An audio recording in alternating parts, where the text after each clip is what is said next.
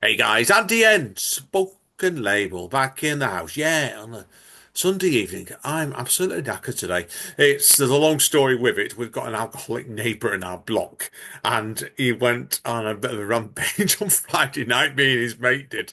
So the result was me and Amanda didn't sleep very well for our Saturday night or Friday night because the doors got kicked in, not in our front door, but everywhere else in the block. And the result was we're both absolutely knackered today because we slept like a ton of bricks last night. So, but hey. Ah, well, balls to it. Anyway, podcasting duty. Yes, we're over to a wonderful part of the world today, and we're going to be catching up with an old friend of ours. And we're not at this poet in question. I was just double checking before, and we first got talking to him back in February last year, and it's gone quick. I don't bloody believe how quick that's gone.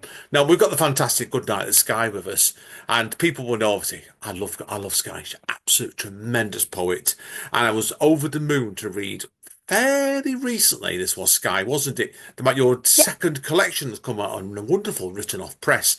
As soon as it's come off, oh yeah, I've got to get Skye on. And this book blew me away, absolutely blew me away. I loved Skye's first collection, which I'll come on to in a moment. But this is an absolute brilliant end to the year for me for catch up poetry and podcasters. So now, obviously, Skye, we've talked obviously before, but we yeah. always have to do a catch up first of all because there's people that are lazy, and I have no disrespect to people that are lazy. You're entitled to it in podcasting in the world. But obviously, give us a spiel first of all. Where did all your creativity come from? Amazing. Yeah, so I've been writing for basically as long as I've been capable of forming thoughts, but it's taken a lot of different pathways. I was a prose writer when I was very, very young, and then as I got a little bit older, I moved into lyricism. I was in quite a few bands, I performed solo, and then when I decided to go to university, the band I was in at the time did what bands do and disbanded. And so I needed to find something else that I could do with my time. And I knew I loved writing and I didn't want to give it up, but I also knew that I wasn't ready to jump into another band because the first one was so special to me. And then my first week of university, I went to a slam that was an audition for Slam of the North, which is like a collegiate slam in Leeds. And I realized, like, very, very quickly that poetry is a thing that is just like music, but you can do it without instruments and without having to rely on anybody else. And you don't have to lug any gear to or from a venue. It's just you. And so from that moment, I was absolutely hooked and I've never looked back since because it's the perfect encapsulation of all the things I liked about music without quite a lot of the things that I found annoying about being in a band. So it was Yeah. perfect. Yeah, I've been there, done that myself with bands before now, and yeah, some have been better experiences than others, that's for sure of it. So yeah, I can relate to that straight away. And obviously, like if people were trying to check your podcast out from February last year, we talked about originally then, and that's why I got very mixed up on this at the time, and I full well remember this. You sent over to me your collections, which are three Yes. short collections under one of Bouquets of Balance. Yes. I remember at the time you doing my blowing my head because you told me, "Oh yeah, there's three collections here, but I've collected them all as one." So it was like, yeah, you tell us very briefly about Bouquet to Balance and before Yeah, we come yeah. into your So big book. so Bouquet for Balance was my COVID collection, essentially. It was written mostly from my bed in a time of a lot of chronic illness and a lot of uncertainty and scariness. And so I put it into three that I called posies. And so I had a posy for energy, a posy for wonder, a posy for inspiration. And then I collected these three little posies into a bouquet so that if people wanted the full spectrum of all of the different emotions I wanted it to kind of embody, then they had the option to read it in one. But I know that in 2020, a lot of people's attention spans were totally shot. And so I was like, if you want to just read the little posies, that's fine too. That's a great way of doing it, indeed. That wasn't it? It's a great little collection all put together. I loved it at the time. Thank you. Yeah, obviously we're here today to talk about your new collection, aren't we? Look at that. Everyone's on video today. They will see Sky just pulled out the book in New Fables For Transformation. Oh, and again, no, every time I keep saying this, you're going to keep pulling the collection out today, then, Yeah, yeah? you're summoning it. Yeah. Brilliant. Now, obviously, like we need to look at obviously first of all the journey between these two collections because there's been quite a progressive leap I felt in it because there was a couple of years, wasn't there, between the two books getting wrote, really, wasn't there? Yeah, yeah. Probably about 3 to 4 years in terms of when the last of the first collection and the first of this one. Big 2 or 3 year gap between those two things, I think. Yeah. Do you find, obviously, before we could jump into a deep dive on New Fables of Transformation, you didn't pull it out Oh, this it's time, swallowing did the draw then. you? Yeah. No, obviously, did you find seriously, looking back at obviously your first book, Bouquets of Hmm. Balance, did you Hmm. find looking back at there's been a journey between the pair of them, hasn't there, really? And do you think you've changed and developed a lot as a writer since then? I think so. I think what happened was when I wrote Bouquet for Balance, I was trying my hand at like page poetry proper because I've always been a spoken word artist. I've always been a performance poet. But when I wrote it, the world was in lockdown. There was no spoken word events. There were Zoom things here and there, but it was mostly just like everybody was secluded. And so I tried to write a page poetry collection proper, and people did like it and did connect with it, and it taught me a lot. But when I started writing New Fables for Transformation, I was encouraged by Rebecca, who runs the press, and with the other writers who were on the roster, to not try and make it a page poetry collection just because it was going to be on paper. And so that freed me up to put what I would consider straight up spoken word pieces in the book. And then it was just a case of like finding places where I could string together bona fide page poetry versus spoken word pieces, and then finding the things that could slot into the gaps so that it felt more cohesive. And I think just bringing in the thing I do best, which is the kind of poetry I love performing out loud to an audience, made it feel a lot more evolved and a lot more closer to what I feel really comfortable doing, if that makes sense. Yeah, So there's that's definitely great. been a bit of a journey. Yeah, I did. The book itself is a journey anyway, because if people when they research, they'll look at this. They say it's split into five sections, Mhm. and obviously, I'm going to mention this first before we start. I want to know why these five sections before we break it down. Mhm. As you've got the Yeah. setting, the cast, the gods, the monsters, and the tale. Yeah. What made you want to do it as five sections, first of all? Well, I there's a lot of disparate work in the collection. Like some of it was written a very long time ago, some of it is super recent, some of it is about grief, some of it is about family, some of it's about me, some of it's about people who aren't me. And so when I was pulling together poetry, it felt quite disparate. Which I didn't like. And so I was trying to come up with a framing device that I thought pulled it all together and made it a cohesive journey. And when I'm not doing poetry, all I'm doing is playing D&D. So I thought about what are the things that you need to think about when you're setting up a D&D campaign. And when you're setting up a D&D campaign, you need to know where it's set. You need to know what the gods of the world are. You need to know what the monsters that plague the world are. And you need to know who your adventurers are. And because I take a lot of like emotional strength from playing D&D and it's taught me a lot about myself, I figured that coming up with that kind of structure for the book would make it feel like an adventure that the reader can go through and something that they can either read in a narrative sense or that they can just pick through and rifle through and take from it at any time what they need from it. And I thought the framing device did that quite helpfully. Yeah, Hopefully, if I've done my job right. it did definitely with that one. So yeah, it does. It does. It's.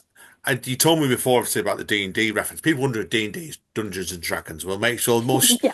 people like the people that don't play Dungeons and Dragons know what it is, right? So, but yeah, but I know I got it straight. I did work it out, John. If I shown this to one of my members of my family, I'm not going to name because he was cursing me for outing him for playing it. Yeah, he would have spotted it straight away. But yeah, I did get just about worked it out, so it's brilliant. Now, obviously, Good. I want to do a deep dive, like I said before to you, but because there's five sections, I'm just going to pick up one point from each. And the great thing now is Sky doesn't actually know which ones I've picked out, or four of them anyway, because we're like that, right? So, first one I want to talk about is Selkies, the Amazing. neglected seaside town. Now, obviously, this is my notes on this, okay, straight away, so I wrote a couple of notes. I'm actually about where the poem came from. The poem's obviously about Scarborough, which I went to Yes. with Amanda actually year before last, and I loved the use of geography in this piece and also the memory of your grandmum as well. And what I know of Scarborough is quite. You said it's very old fashioned, but it's like which was. I like a band called the Black Dog from Sheffield. They come with a brutalist sort of ambient band, and Scarborough's that sort of place to me. It's very old fashioned, but it Mhm. stands out in its own weird way. I felt it was a good formula to the rest of the book of this as well. So tell us about Selkies first of all, then. Where did this come from? Yeah. So Selkies is in the setting section of the book. And it's about Scarborough. It is about Scarborough, but I mostly wrote it as an excuse to talk about the women in my life who have been very connected to Scarborough. So my grandma grew up in Scarborough. She used to swim for her like high school team and she would swim right out of Scarborough Bay and she would swim from Scarborough to Whitby over and over again as a young person. And this was a thing that she did. And her mum, my great nan, lived in Robin Hood's Bay, which is just a little bit down the coast from Scarborough. And so I wanted to explore like I wanted to explore Scarborough because I've been going there like 50 times a year since I was very, very small. And I've always been fascinated by what you said, the fact that it's got a lot of tweeness, it's very nostalgic, but that's also like that goes along with an incredible capacity for brutality and ugliness and wildness. And I wanted to explore what happens when you put those two things together. And obviously, a Selkie is a mythological figure that lives in the water and on the coast.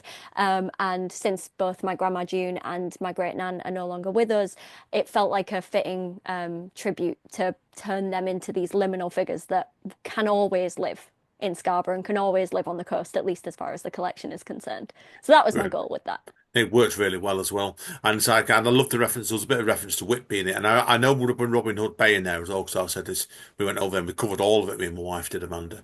And Yeah. Whitby always tickles me in Whitby, because like you go up there and you expect to this Gothic town and stuff, and it's not really. No, So, it's not at all. One weekend out of the year, it's very, very goth, and the rest of the time, it's just a lovely, like, cheerful community with a lot of winding roads. yeah, and there was, I remember chatting to one of the nuns at a church up there, and I don't know if you know about this, but they've got a big sign outside the door saying, if you're going to come in here and please ask him where Dracula is buried, please note he's a mythical character and he's Yeah, not buried anywhere. they do. They have it underlined. It says Dracula is not real, and you can't meet him here. Oh, it's just, I'm downright, it's the red elf. Oh, yeah. Yeah, that's it. It's absolutely brilliant you see stuff like that. But yeah, like, that's why I know Scarborough really well. 'Cause we had a cracking weekend away in there. We did. But like I said, it is not very 1960s, 1970s, that's for sure with it. So, but it's nice. So when you get to my age, you're entitled to a bit of old-fashioned stuff. I love it. I'll spend 4 hours on a penny pusher if anybody gives me the opportunity. There's nothing better. Brilliant stuff. No, it's a great piece, that one indeed. So that's what Thank I you. thought. It's a good forerunner to the rest of the collection, which we're coming on to now. Now, on to part two, the cast. I Yes, think this is the longest titled poem in the book, and I could be wrong with this. This thing might give you a clue which one I'm going to ask you about next. I think so. Yeah, I will throw our old love letters as joyful confetti at your wedding. The Yeah. platonic soulmate. I thought, what a title. Thank Now, you. first of all, with this, I think this was the first stanza. This was, and where I keep them in the crook of my left elbow, the faded rose, the knowing look, handed over in the fresh spring silence of history's most amicable breakup. And I just love the reference to crook of my left elbow there. Mhm. Was this obviously with this being quite a lengthy title? What Yes. came first here? Was it the title or was it the actual poem? No, the poem definitely came first in this case. I wrote it for the subject of the poem and I wrote it in tribute for them. And I posted it on Instagram during a month where I was trying to write like a lot of different love letters for the different kinds of love I've experienced in my life. And I never gave it a title because the title was just their name. And then I knew I wanted to put it in the collection because I didn't want to write a collection so full of like feelings. It's a very feelingsy collection, and I Yeah. wouldn't have felt complete without a love poem. And so I knew I wanted to include one, and that's the one that I think is tonally the most similar to the rest of the book. And then I just didn't know what to call it, so I picked it from a conversation I'd had with this person a couple of years ago, and just went, I guess that quote that I said to him over the phone, that's going to be the title of the poem. Yeah, no, it's brilliant. Where do you get the image from? Crook of my left elbow, because that's very unusual. Is it really? I Yeah, guess I didn't. I guess I didn't know. I guess I was trying to think of like how do you discuss platonic love or love that becomes mm, platonic in as embodied of a way as you talk about romantic love, but obviously without that sensuality. And that's what I was trying to do. And I was thinking about like what's a nurturing image and when like a mother holds a child or when you embrace someone else, they settle in the crook of your elbow right here. So I was like, that's the point. That's the thing I want to show because that's gonna represent the kind of platonic fondness and protection that I'm trying to get across in the piece. no, it works really well. It works really, really well, and Thank you. it does it. There's a love in the piece straight away, and I thought it followed on really nicely from the Scarborough piece because Mhm. there's a love in that piece as well, and Yeah. not necessarily in the rest of the book, but That's true. I really front loaded the positive emotions and things get darker as you move through the yeah, book. But that's for sure of it. Definitely, yeah. Well, which one well, will it's come? the same as any D&D adventure, you know. It starts out all sweetness and light and then you've got to battle monsters further down the line. Yeah, true. And this one, the next piece I'm going to ask you about is probably somewhat darker, in the gods. Yeah. Now, I'm going to probably make a complete I'm going to swear now, so I do apologise. I'm probably going to make a twat of myself in the title of the next title, so I do Uh-huh. apologise. I play pathological, oh my good grief, pathological documentation on the commute, the bringer of small talk. And you said the other title was long. Yeah, and now that what I love about this was the use of the S sound. I think this was in the first stanza. Split second sibling, slipshot silhouette, shadow swinging the little locks of my regular way home. What a great start like it'd be. Do you find when you're trying to perform that one, do you stumble? Because I know I would with all the S's on the sound.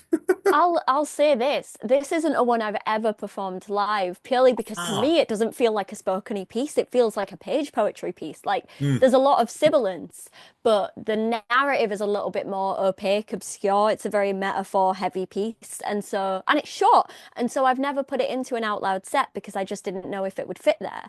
yeah. But obviously you can take the page out of the poet, but you can't take the spoken word out. And so it's very, very sibilant, like you've pointed out, even though I have no intention to speak it out loud. But I still wanted to get that sibilance in there because it's such a fun trick. And I think it gives it a nice flow.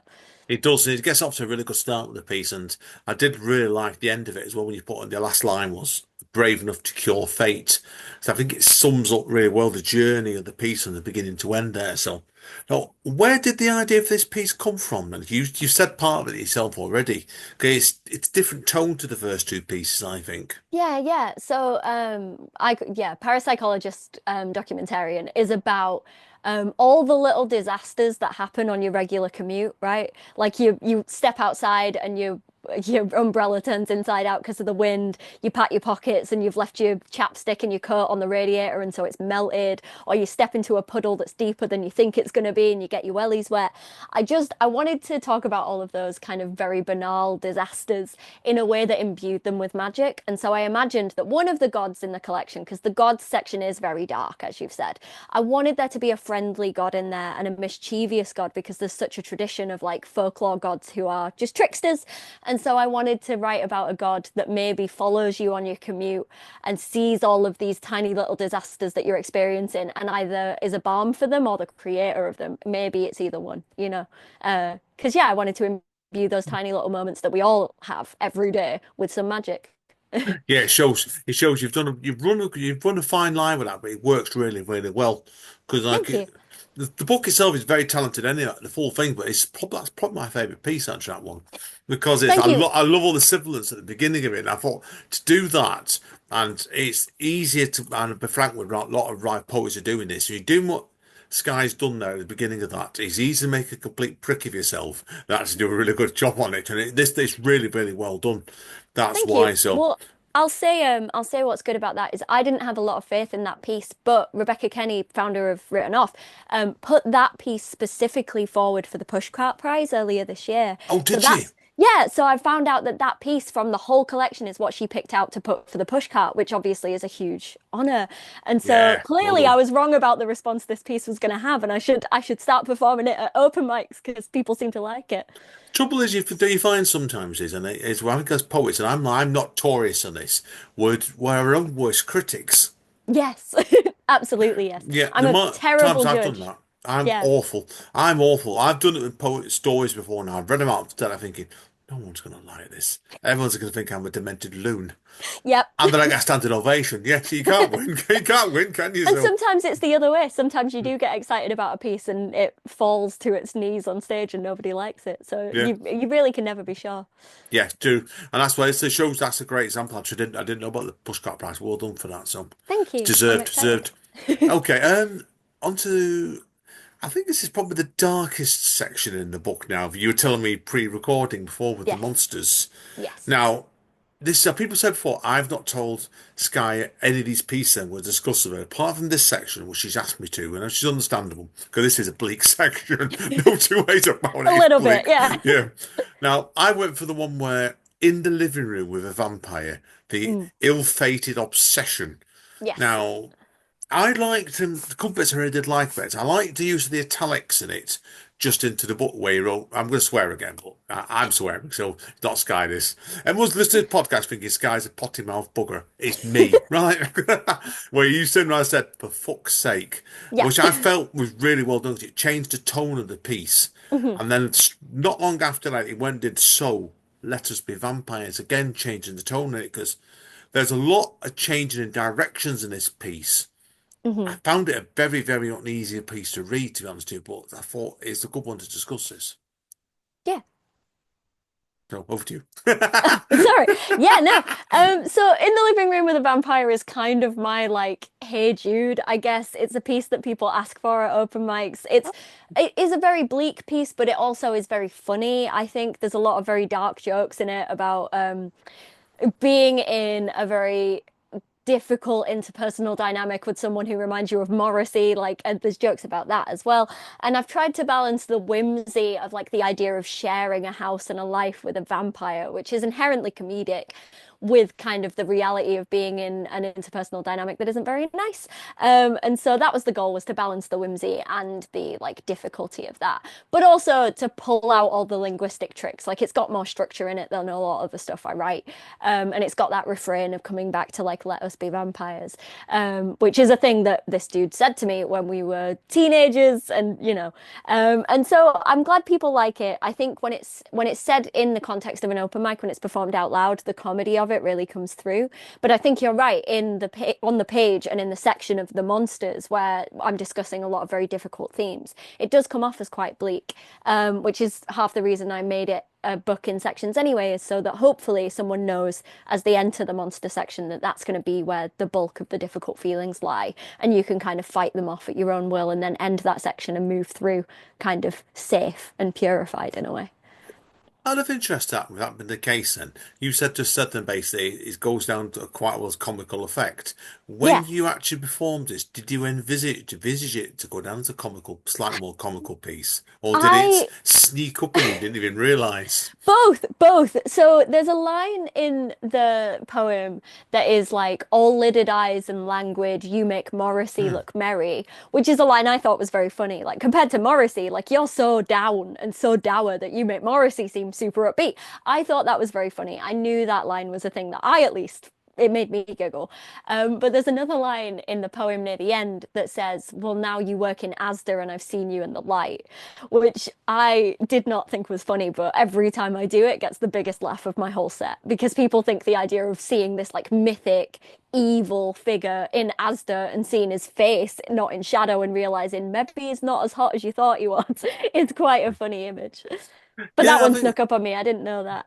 I think you do that sometimes. Really, like I said, for you, it's just when you write a piece, you've envisaged it one way, and it's when you're Yeah. performing it.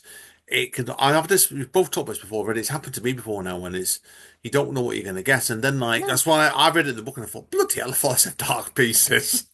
But like Yeah. again, if I've been sat there 50 with people watching you in the audience, you Mhm. a lot of it is that the same with poetry, it's a story language anyway. So Yeah. storytellers, and it's you can make it funny, and then but then how the audience reacts to it, and so it just shows you something. That's what makes it really it's really interesting that. So yeah, okay, on to the big finale side of things Yes. now, the table. Yes. No, I put the tail. No, I put the tail. It's the table, the It is the tail, not tail. the There's no tail. table in the I book, no. know, ignore me. That's for dyspraxia then. Yeah. Now, I wanted to talk about the piece No Fate. Oh, God, my brain's going there. New Don't worry. Fables for Transformation, the Yes. hopeful epilogue. Right. Yes. Now, what made you, first of all, I noticed what, well, asking me, what made you want to finish this piece off with the collection with this piece? And Hmm. I love the bit of the use of the fangs crowding in, Yeah. gums sore and split. And it seems like a transformation is fully taking hold here. Yeah. So tell us more about this one then. So New Fables for Transformation is, I guess, the title track of the collection. Mm, It's the only one that shares the name with the title of the whole collection. It's the last thing in the book, and it's the very last thing I wrote for the book. Because, like I said, when I first started pulling together poems to submit for this, it felt very disparate to me. It felt very kind of unfocused. And I was worried about that. I was worried about the structure of it not feeling like a cohesive whole and not having anything in common between the poems except for the fact that I'd written them and they're about me, which I didn't want. And so I knew that there was a gap, and I knew I wanted to write something specific for the collection that kind of embodied all of the disparate themes. And that's what New Fables for Transformation turned into, which is it's basically a very sweet domestic poem about the idea of like baking bread in your own home and having to share your home with all the various kinds of monsters that want to make themselves feel comfortable there, whether they're malicious or not malicious. And just the idea that you can't really choose who you share space with. You can only choose whether you approach them with empathy and what you allow them to turn you into in response. And so, yeah, you're right to pick out the imagery of the fangs crowding in, because basically the last thesis statement of the book is that all of the things that you go through, all the monsters you have to face, all the gods that you pull on for advice and guidance, they'll turn you into something different as you move through life. But you get to decide whether you meet the new you with empathy or with fear. And that's kind of what New Fables for Transformation is about, I think. Brilliant, yeah. Now, also, with this final section, and please tell me if I'm wrong with this, but the pieces did seem like they're a bit longer than the last section as well. Yeah, yeah. So was that a conscious decision then, was it, or was it just natural progression? I don't think it was a like a specific choice. I just think there's a higher proportion of spoken word pieces in the tale section, because the tale is where I get the most autobiographical, and obviously when I write about myself I tend to do it in spoken word rather than page poetry, which I can be a little bit more opaque and distanced about. So that's why there's a lot of longer pieces in there, because like all the pieces I already had that were me reflecting on my own life were all spoken word pieces, and so they kind of clustered towards the end, which is the other reason I needed New Fables to Transformation, to try and re-universalize the book at the end and make sure that people knew that it was for everyone and it wasn't just about my life specifically. Brilliant. No, no, that's fair. It's a good point. Good point. I think it's when you're. I think when you get into like the finale wing of the book, you're picking up steam anyway. So I think it's time for to really start going hell for leather, as I would say. For No, some meat. yeah, Yeah. some meat, put some meat on the bones, and leave Yeah. it at that. Right. So yeah, no, I agree with you. Great stuff. And good luck with it. Now, Thank you. since the last time we talked, I think I'm right with this. You're now set up. You're doing your own night event in Leeds now, aren't you? As well, That's true. Yeah. which is very cunning pun here, because that last point was about use of fangs crowding in. So Yeah. why not go do a night called Word with Fangs? Well done, Andy. Thank you. Amazing. No, yeah, this is true. Since I spoke to you, I've set up a quarterly event in Leeds called Words with Fangs. That is a poetry showcase, but it works a little bit differently. So we have four showcased performers at every single event, two at the beginning and two at the end, and then in the middle we do a mini slam for poems of 1 minute or less that anybody can sign up to on the night. So anyone who wants to can bring a 60-second poem and come and slam in the middle, because I love slam. I really do. But a lot of people are intimidated by it for the wrong reasons. They think it's very strictured. They think it's not fun. They think you have to be amazing and you have to only take your most polished, finished work. And I don't think any of that's true. I think slam can be fun and silly. And so hopefully by putting a very, very low stakes slam in the middle between these showcased poets, it shows that anybody can have a go and it's just a bit of fun. And then we have a DJ at the end. We have an hour-long disco at the end of every single Words with Fangs. Because the other thing is, the poetry community should be about making friends. And I hope that by playing an hour of tunes at the end, everybody can decompress and get to know each other outside of just their work. That's the goal anyway. It's great to me. Why did you call it Word? I'm just stumbling words here. 'Cause I'm tired today. Words Don't with worry. Fangs. I called it Words with Fangs for two reasons. Firstly, we tend to have a fantastical theme at every single event. So the first one was sonnets and sorcerers, so that was a wizardry theme. And then we did monsters and mayhem, that was our Halloween theme. And then we did seafarers and selkies, which was our like our pirate and mermaid theme, and on like that. So part of the Words with Fangs is to show that we're open to work that is a little bit more metaphorical about like the magical. It isn't a very grounded poetry event. But the other half of it is that I wanted there to be room for work and poets that feel quite political and quite on the edge of things. Like we always prioritize trans performers. Most of the time we have either a full trans bill or the bill is predominantly trans people with some other queer people. That's not prescriptive. There is room for people who do not identify as trans or queer, but they will always be put at the front of the queue as far as I'm concerned, because a lot of events aren't a super safe space for those kind of people. And so by calling it Words with Fangs, we're saying like, expect people who at this point deserve to bite back, expect people who deserve to have their voices heard, and expect the poetry to at times feel sharp and uncomfortable and maybe put you on the back foot if you're not expecting it. So that's why. That's great. Great philosophy. I completely agree with you on that one. So respect there, definitely. Now, Thanks. obviously, now we've got the second collection out of the way.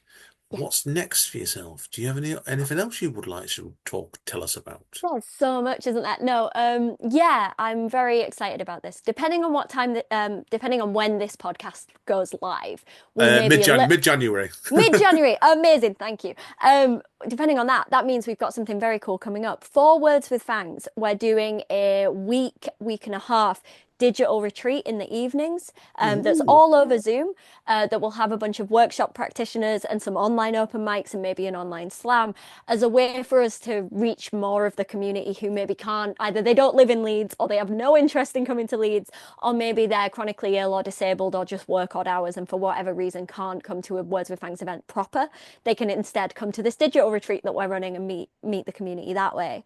So we're doing that, and then I'm gigging all over in 2025. I've got some library appearances coming up. I've got some festival appearances coming up. I may have a Ren Fair experience coming up, where I get to do some poetry in character as a Ren Fair character, which would be really cool.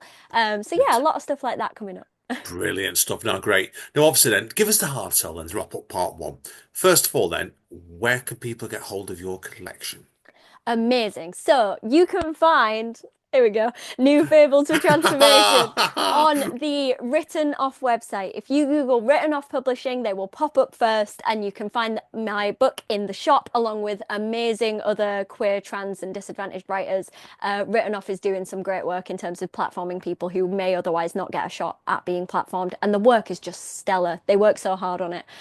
So you can find it there, or you can come find me at GoodnightTheSkye on Instagram, and I will always have the link to my book in my bio. And if you see me at an event, it's likely I'll have a couple in my bag as well. So if you want to buy it off me that way, we can do that. Brilliant. Sounds great to me then. Thanks for that, Sky. That's fine. Now, that's all my questions of part one. So we will take a quick break now, people, and come back. We shall back in two shakes of the dice. We've not discussed it with poems yet. Nice. Sky's going to do for us, but there will be a couple. So see you all shortly.